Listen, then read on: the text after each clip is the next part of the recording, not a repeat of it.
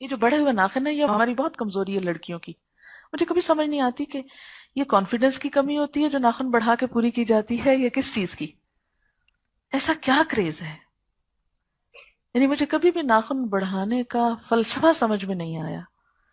ایک تو کتنی محنت ہوتی ہے، دوسرا یہ ہے کہ جانوروں سے شباہت ہو جاتی ہے نا، تیسرا یہ کہ سنت کے اعتبار سے ناپسندیدہ چیز ہے، فطرت کے خلاف ہے، صحت کے خلاف ہے. تو صرف ایک خاص لک دینے کے لیے ہم اس کا اہتمام کرتے ہیں، جبکہ بہت ساری چیزوں کے خلاف جاتی یہ بات. پسندیدہ چیز نہیں ہے. ہمارے یہاں ہر خوشی کے موقع پر اظہار کیا جاتا ہے خوشی کا ناخن بڑھا کر. یہ شخصیت کا ایک حصہ ہے. آپ کو پتا ہے کسی شخص کی ظاہری شخصیت کہاں سے پتہ چلتی ہے؟ اس کے انداز سے، اس کے ہاتھوں سے، اس کے لباس سے، اس کے بولنے کے انداز سے. تو جب ایک دیندار شخص ناخن بڑھا کے کسی کے سامنے آتا ہے کیا امپریشن پڑتا ہے؟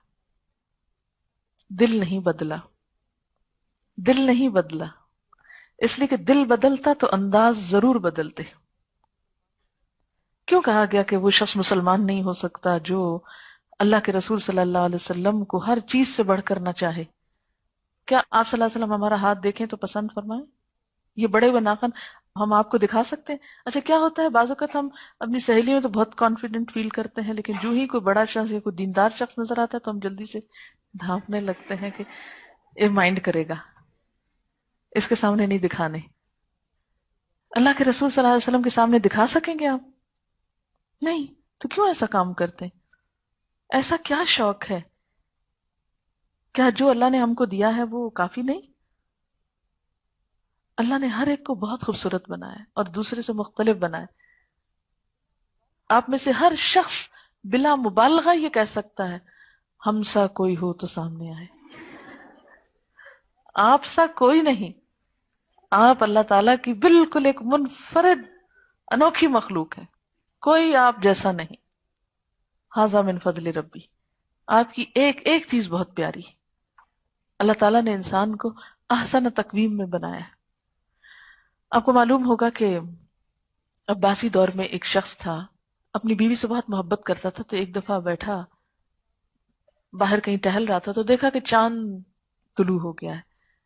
تو اپنی بیوی کو کہتا ہے اگر تم چاند سے زیادہ خوبصورت نہیں ہو تو میں تم کو طلاق دیتا ہوں. ہنسی مذاق میں بات ہوئی. بیوی تو اسی وقت فوراً اندر پردے میں چلی گئی کہ اب طلاق اگر ہو گئی تو بس بات ختم. بہت غمگین ہوا، ساری رات نیند نہ آئی کہ یہ مذاق کیا بن، کیونکہ ہنسی مذاق میں بھی طلاق تو ہو جاتی.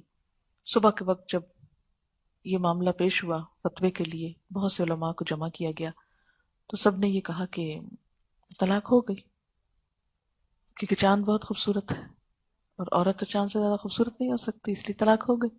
لیکن ایک عالم جو تھے انہوں نے اس آیت کو دلیل بنایا کہ لقد خلقنا الانسان فی احسن تقویم، کہ ہم نے انسان کو سب سے بہترین حالت پہ پیدا کیا ہے. یہ چاند واند کیا چیز ہے؟ ہاں، انسان زیادہ خوبصورت ہے، لہٰذا اس کی بیوی چاند سے زیادہ خوبصورت ہے اور طلاق نہیں ہوئی. تو آپ میں سے ہر ایک کو جو اللہ نے دیا ہے وہ بہت پیارا ہے، اور کبھی شکل کی وجہ سے احساس کمتری کا شکار نہ ہو کبھی بھی. اور آپ کو پتہ ہے شکل اور یہ حلیہ حال اس وقت سیکنڈری ہوتا ہے جب انسان کے پاس کچھ اور گٹس ہوتے ہیں. جو لوگ کچھ اور قابلیت پیدا نہیں کر سکتے وہ اپنی اہمیت صرف اپنی شکل و صورت کے ذریعے جتانا چاہتے ہیں. اسی لیے ہمارے معاشرے میں سب سے زیادہ زور کس پہ دیا جاتا ہے؟ شکل و صورت پہ، کپڑوں پہ. کتنا پیسے لگاتے ہیں نا. کھانے کو ہے یا نہیں، کپڑے زیادہ بنانے. تو اپنے اندر کو اتنا سجائیے کہ اس کی چمک چہروں پہ آ جائے.